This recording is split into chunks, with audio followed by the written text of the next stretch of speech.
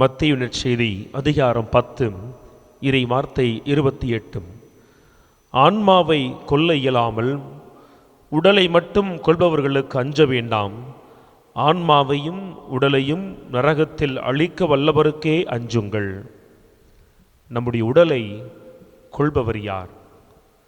எதிரி என சொல்லக்கூடாது. எல்லோருக்கும் அது போன்ற பகையுள்ள வாழ்க்கை அமைவதில்லை. முதுமை என சொல்லக்கூடாது. அது வாழ்க்கையினுடைய கட்டம். குழந்தையாய் இளைஞனாய் இருப்பது போல முதுமை என்பது ஒரு கட்டம். ஆனால் உடலை நோய் கொள்கிறது.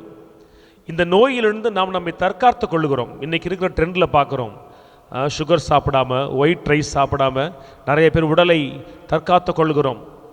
யோகா, உடற்பயிற்சின்னு சொல்லி நோய் வராமல் இருப்பதற்கு என்னென்ன செய்ய முடியுமோ எல்லாவற்றையும் செய்து இளமையோடு இருப்பதற்கு நாம் முயல்கிறோமே. இந்த ஆர்வத்தை நம்ம எத்தனை பேர் ஆன்மாவிற்கு கொடுக்கிறோம்? என் ஆன்மா அது மாசுபடாமல் இருக்க நான் நாளுக்கு ஒன்றாய், வாரத்திற்கு ஒன்றாய், மாதத்திற்கு ஒன்றாய் எடுக்கிற முயற்சி என்பது என்ன?